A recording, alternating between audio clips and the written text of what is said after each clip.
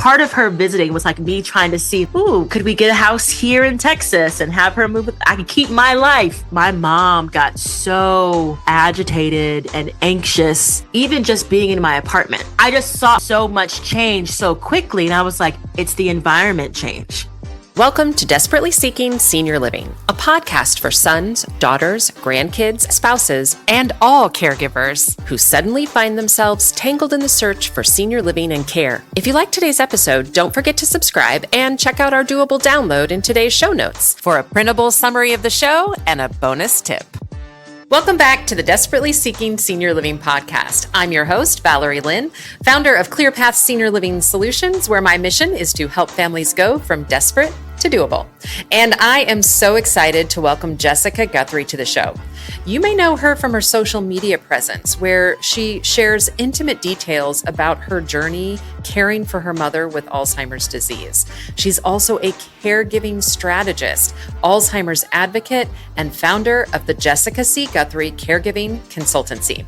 She's become a nationally recognized voice helping organizations better support America's 63 million family caregivers. In today's episode, Jessica returns to share her personal caregiving journey. Here's my conversation with Jessica Guthrie. Jessica, welcome back to the show. Thank you.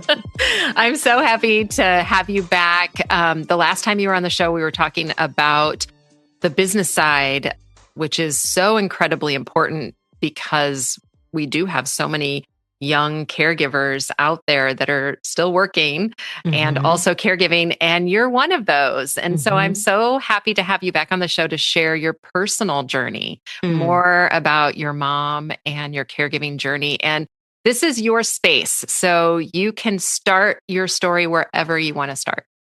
Oh, wow. Okay. Thank you. So my story, gosh, what should I share? So my mom, I like to always say I'm the daughter of Constance Guthrie. And my mom, I was my mom's 39-year-old surprise. She thought she had the flu, but it was a 9-month flu and it was me. She was not trying to have kids at all. But when I think about it and fast forward to present day, it's like, oh, that was the greatest gift she could have ever received, right? Because I now have the privilege of caring for her and have cared for her for the last almost 12 years. My mom was diagnosed with Alzheimer's disease at the age of 65 in 2014, and I was 26 years old.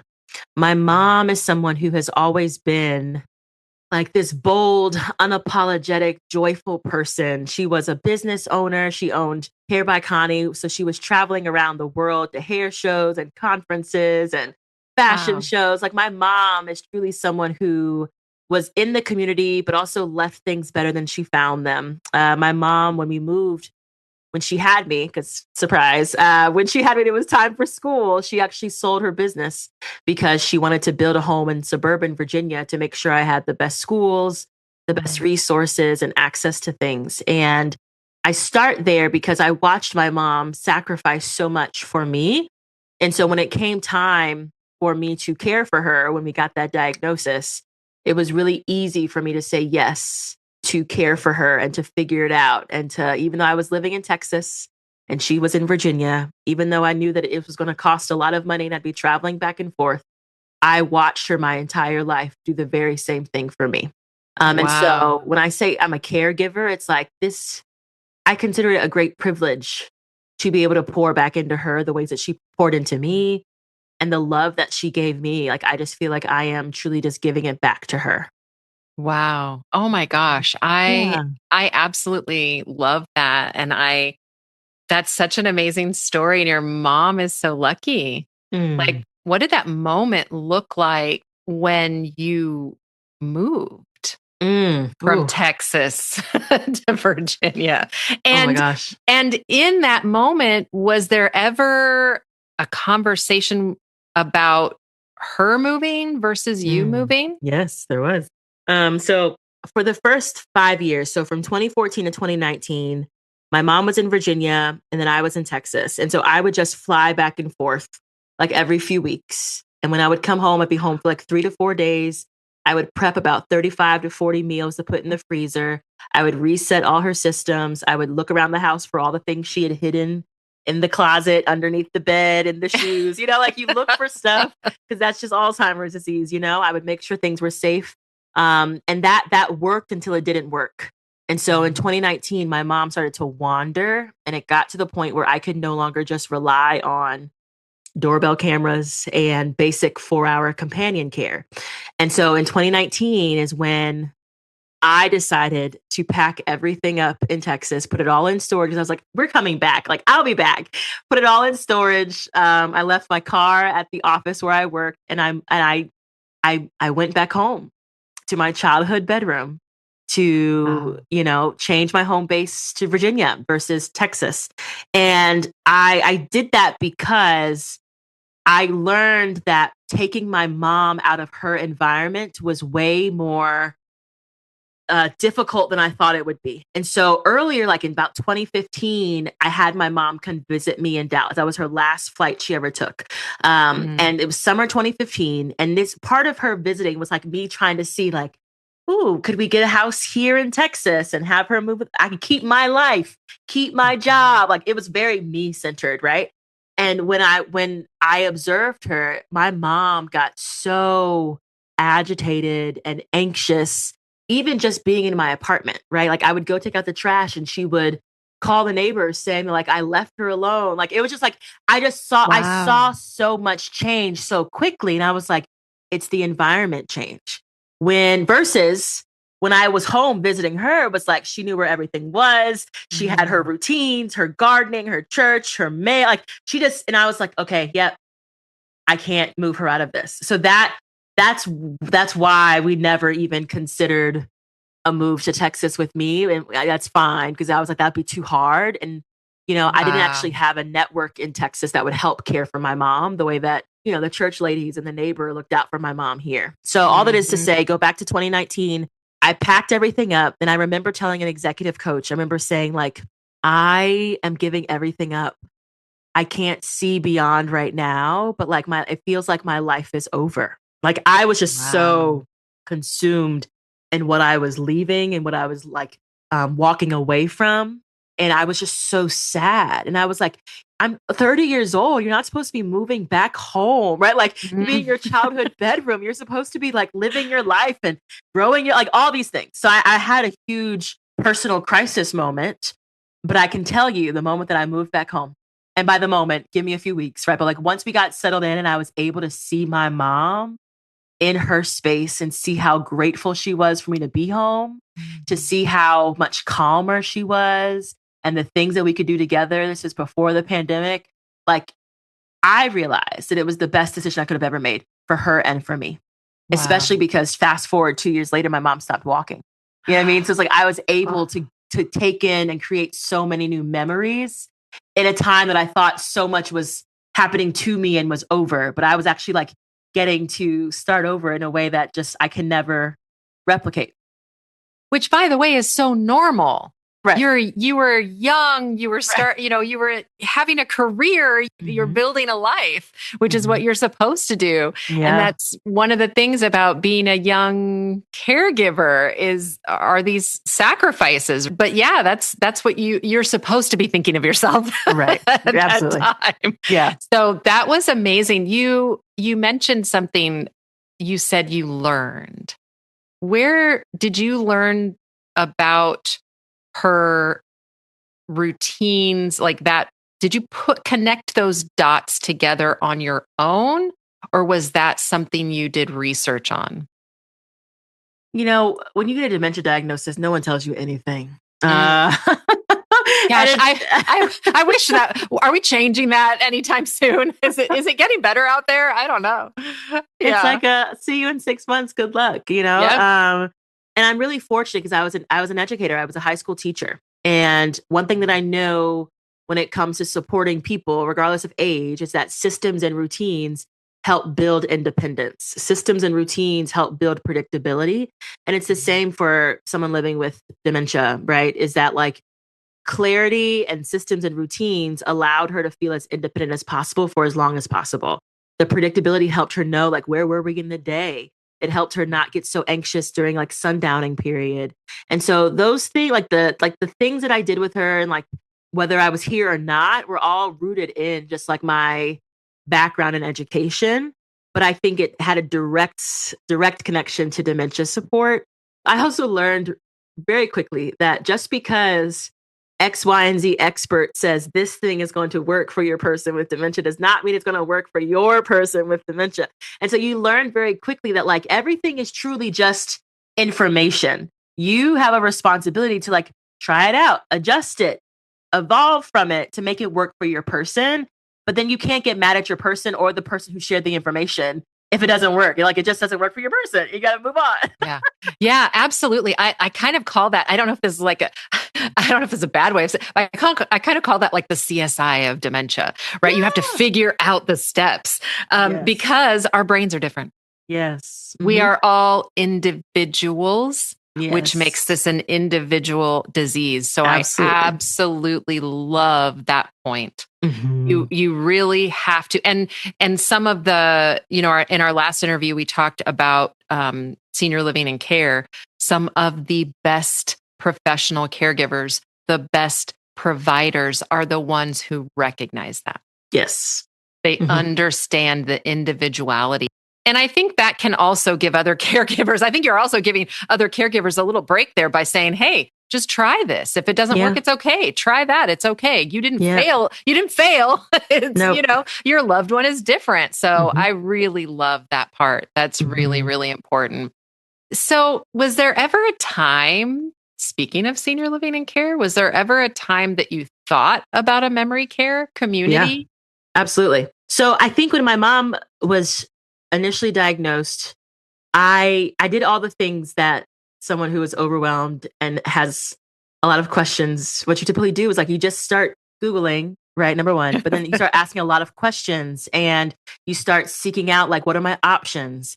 And so I remember driving around my local area looking at different facilities and communities because I didn't know very much about them. I just heard what you hear, but like I wanted to see for myself. I wanted to know like how much of these things cost, like what would be the investment and the sacrifice. And frankly, my mom was a hard worker in our local school district. I worked in nonprofit education. We weren't like rolling in dough, And so when I learned how expensive these things were, like senior living facilities were, I was like, oh, we can't afford that long term, And so part of the reason why I kept her at home and then I moved back home was because it was the most cost efficient option for us, given the realities of, what our setup was.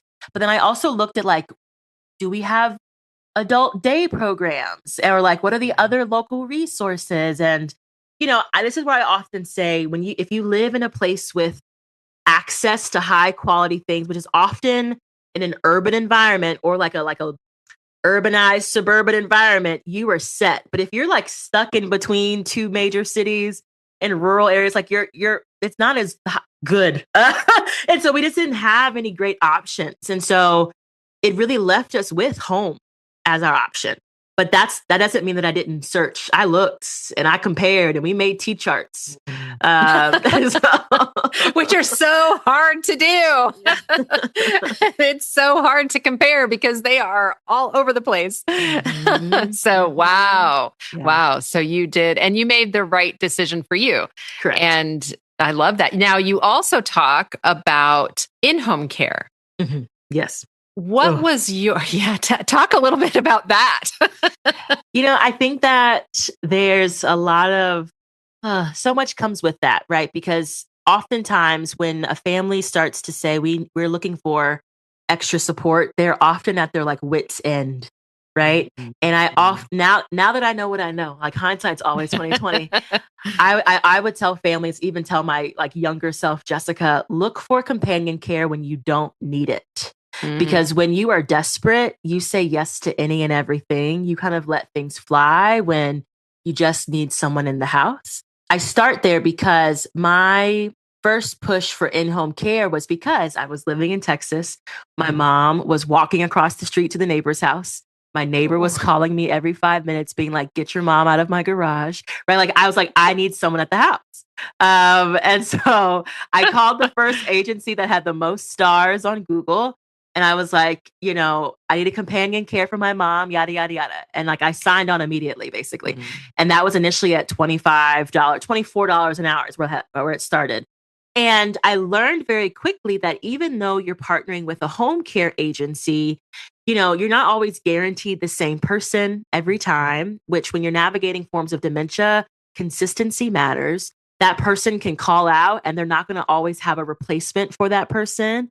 Right. And then you also realize that like these folks aren't necessarily trained to work with people living with dementia, which is the same in senior living too sometimes. And so Yep. I was like, I really need this help, but like, are they really helping? And so I realized I spent a lot of time training whomever came into my home.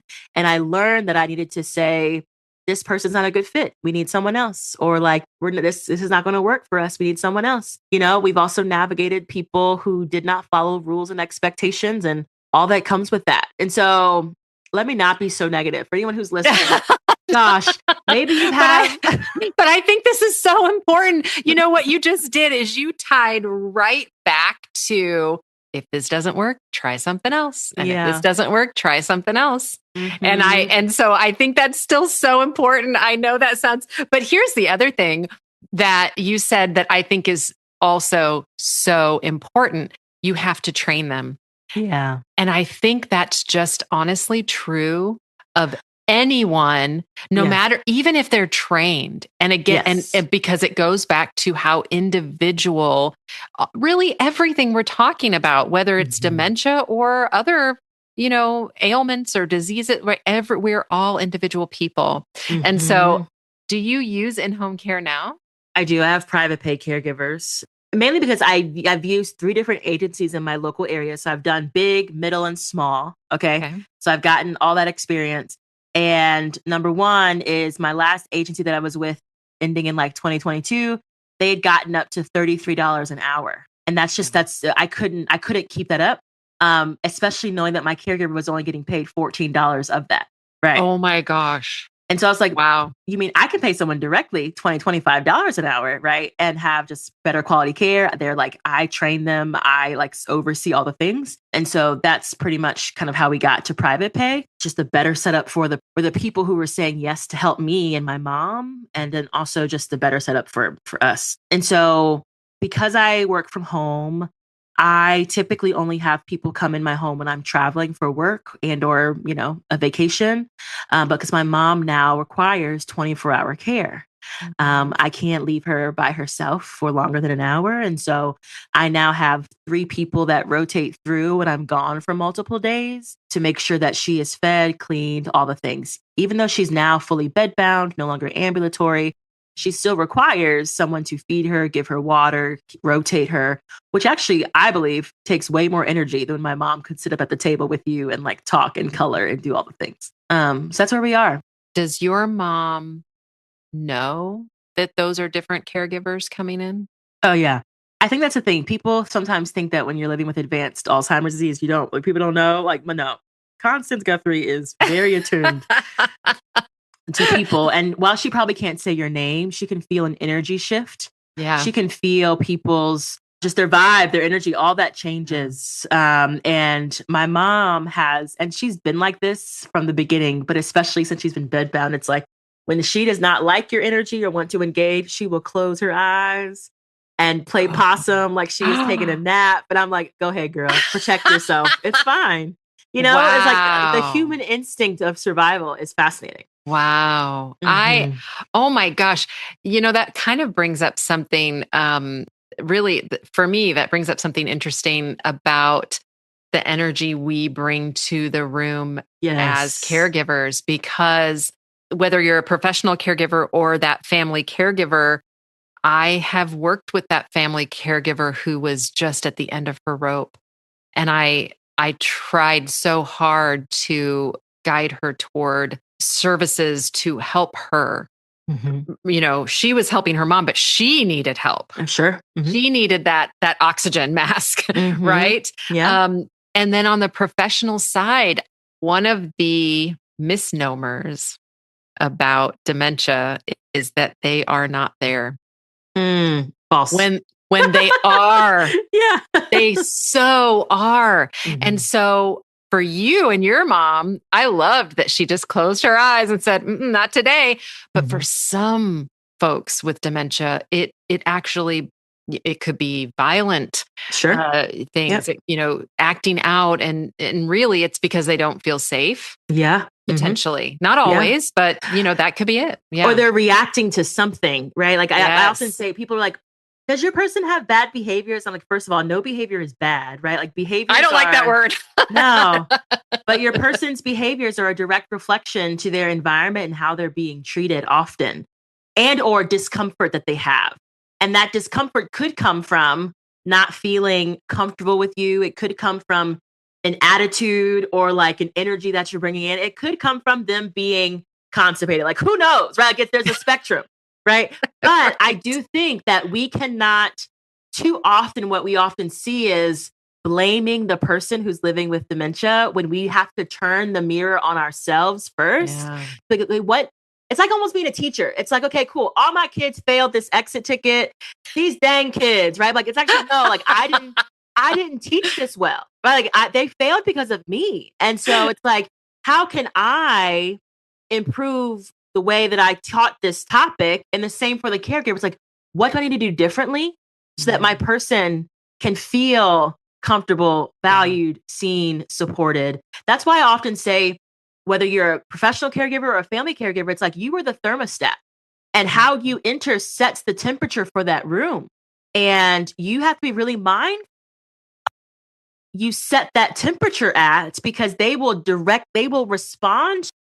Yeah, I don't let anybody in my house who has bad intentions, or like they're not genuine in coming to visit my mom, or they're negative Nancy's. Like, they feel all of that. And I often say too, it's just like, when the moment you start talking negatively over your person and think they can't hear you, you will notice a drastic shift in how they show up and their affect, because they feel as if they're now a burden, or, like they've created some sort of like hurt or harm for you. And so I'm really thoughtful about not talking over my mom. If the hospice nurse has things to say, please step out. No, we keep it positive, sunshine and rainbows over. Okay. I love that. And if you can't keep it sunshine and rainbows, just step out. Yes. Where would you say you're at today? What does your day-to-day look like? Oh, good question. I often say that people assume, because my mom is in the most advanced stages, that I have so much time, and like it's easier because she's not talking and walking and moving and doing things, but it's actually 10 times harder. And so my days are very long. My mom typically goes to sleep around 2 a.m., 3 a.m., which means Jessica goes to sleep around 3 a.m. I wake up 7:38, ideally 9, to at least get like a good full night's rest, which is why I take no meetings before 9 a.m. And then I get up and I clean my mom, which is like a full bed bath, right? Which takes at least 30 minutes. And then I feed her. Every meal, even though it's mechanically soft, still takes about 60 minutes to get through. And then we hydrate and sit her up in the bed. Then after that, it's now like 10:30, 11. I have a short window to now run to my office down the hall and get some work done, because she'll fall asleep. And then after about 90 minutes, I'll go and check on her, give her water. We'll do mid-morning snack, which 60 minutes of time, right? Like, that hour is now gone. Cool. She'll doze off. I have about 90 minutes to get more work done. And or, run to the grocery store, or, do the laundry, clean the kitchen, insert whatever home task or work task. And that's okay, cool. Lunchtime.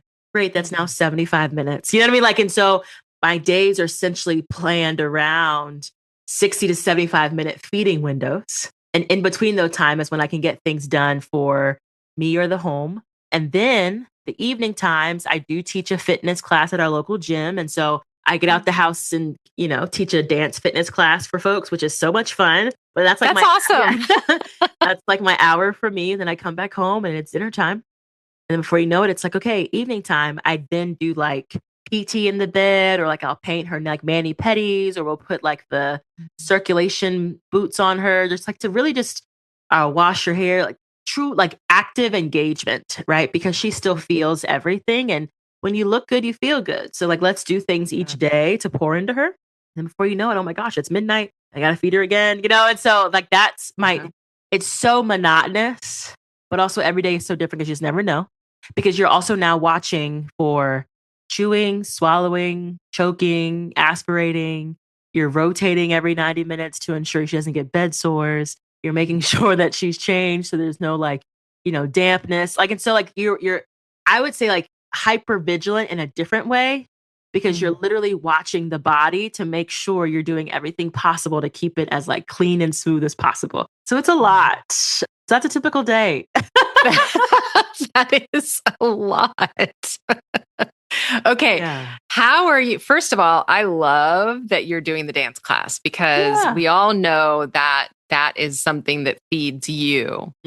How are you doing emotionally through all of this? Yeah. I feel I am in a very different part of my life than I was even 2 years ago. Like I would say if you'd ask this question 2 years ago, I'd be like, oh my gosh, things just are so dark and hard. And I'm in a valley right now. Because when it is like when things are actively changing so fast, right? When it goes from 1 month your mom is walking and the next month they now can't hold themselves up. They can't stand up to go to the bathroom. You went from being able to put a plate in front of her to now feeding her, right? Like, or, you went from, having to help change her, but now like you're changing briefs in the bed, like those, like that. When I tell you 2 to 3 years ago was such a dark time because it was like so much changing so fast. And my mom no longer being any resemblance of my mom, that was really hard. So I'm not there anymore. I'm actually in a very different place. And I see so much joy and positivity as I approach every single day because I personally recognize that every day is a gift. My mom could die tomorrow easily, right? Like we're at that point, but like because I approach every day like magic time, my emotions are very like even keel. They're very full, they're very much full of gratitude because I got to have my mom another day. I got to hear her say thank you. I got to see her smile. She got through all her meals without choking, right? Like so I am in such a place of just thankfulness and appreciation, which I can say comes from the fact of like, when you think they're dying, you just appreciate the ability to care in a very different way. Absolutely. I wonder what would you, if you could go back 2 years ago and tell that Jessica one thing to just get through that valley, what would it be? Oh, it's a thing that I think about all the time. It's like girl, you think this is hard, right? Like, it's like, especially on this journey, it's like, oh my gosh, they're repeating themselves. Oh my gosh, stop talking. And then you're like, oh wow, they stopped talking. Oh no, you're like, oh my gosh, stop interrupting a Zoom meeting. Please stop coming out. And then you're like, oh my God, they stopped walking. Until it's like every moment you think is like the worst. And honestly, like at this moment is the best it's going to be. Yeah. And so like be present in this current moment, even though it's frustrating, because you will never get this season, this chapter again. It is only going to get worse. And I know that that's probably not the most encouraging, but it's actually like it's perspective in the sense of like, this is truly a neurodegenerative disease. And even though you were frustrated by having to do X, Y, and Z thing, you were going to miss doing X, Y, and Z thing because she's not going to be able to do that anymore. Yep. Yeah. I would say be annoyed by her talking, record her voice even more. Be annoyed, all of that. Thank you for that, because I think that's essentially giving permission. Yes. And I love that you brought up recording. It's one of the things that I wish someone would have told me when my dad went on hospice. No one told me it was okay to take pictures. Yes. And we don't have any pictures. And, something I wish I had. Do you have a plan for end of life? Yeah, I mean, the plans evolved. I did it, the first time I put her on hospice was May 16th, 2022. And so that first wave, like I did all the planning. I went and visited all the things. I visited every single funeral home. I made the plans for this. I did all the tactical things, the things that I could check off of a list. But I think we fast forward from 2022 to 2026, so much has changed in 4 years. And so and we're still on hospice. My mom's been on hospice now for 22 months with this current agency. But I think a lot about like, what do I want? You know, when the end does come, who do I want around? Yeah. Who do I want around me, my mom? Like, what is it that I want to feel? Right. Like, I think I'm more aware of those questions now, especially because, if she sleeps for 12 hours, like you think the end is near. You're like, oh my gosh, like I'm not ready. And so I think I'm thinking more about just like, I've truly been solo caregiver for 12 years, but do I want to be solo in the end? I don't think so. Mm. And so I'm thinking about like, who do I actually want here? Who gets to be here? Those are things that are top of mind for me. But yeah, all the tactical things are done. I think I'm now processing through the emotions of it all. Yeah, that's really powerful. And it's funny because I asked that question, which it's just seeing your reaction to the question. I'm like, yeah, it's not a question that you get asked a lot, right? 'Cause Yeah. it's one of those things we don't want to think about, Hmm. It's Hmm. hard to think about that part, but I love that you have done that, and I love that you are thinking about it in a way that also serves you. Yes. And you actually bring up something else that I wanted to ask you, which is a lot of caregivers, we've talked about this before, you and I, a lot of caregivers say there's no one to help them, Mm. a lot of family caregivers. How did that story play out for you? Yeah. I think it's really easy to be like, there's no one to help. There's no one around. You're like, I did this by myself. Like, and I'm speaking as like Jessica. Like Jessica, I have said those things. Like, I'm a single solo caregiver. And when I sit back, now that I'm not in the weeds and so overwhelmed, I can clearly see that there are so many people that stepped up and stepped in to help us on this journey, right? When I think about the fact that I was living in Texas, and if it wasn't for the ladies, oh, I might cry. Wow. If it Mm. wasn't for the ladies at church to take my mom to choir rehearsal or to pick her up every Sunday for church and made sure that she was dressed appropriately.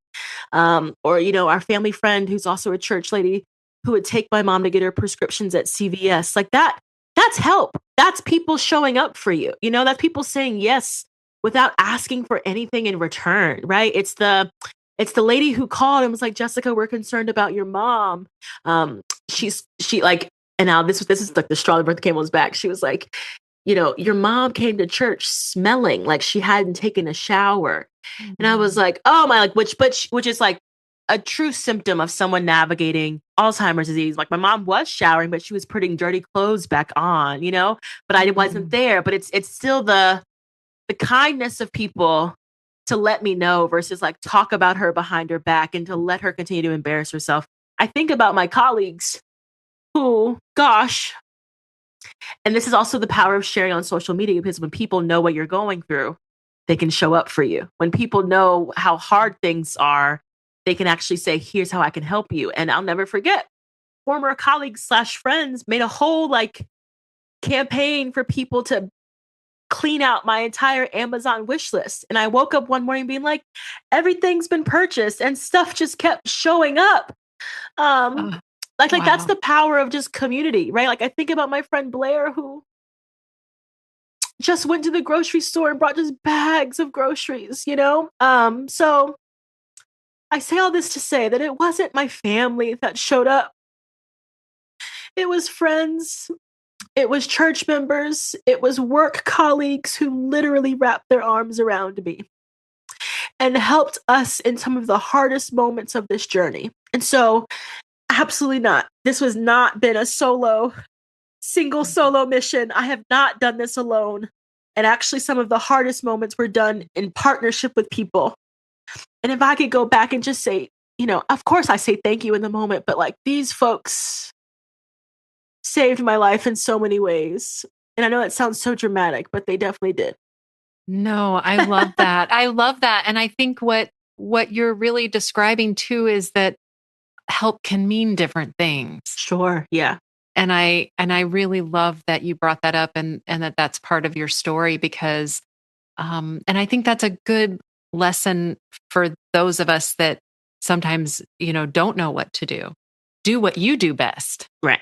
If you're the baker, bake the cookies. Don't wait Yeah. to be asked. If Yeah. you've got the gift card, go get a gift card. It can Yeah. help, So Yeah. I love that. I love that. I think that's really beautiful. And I think everything that you've shared is going to help so many people. And thank you for sharing your story so openly and honestly. And Jessica, if you had just one doable tip for family caregivers, Ooh, good question. what would that tip be? I think my doable tip is actually more of a mindset shift.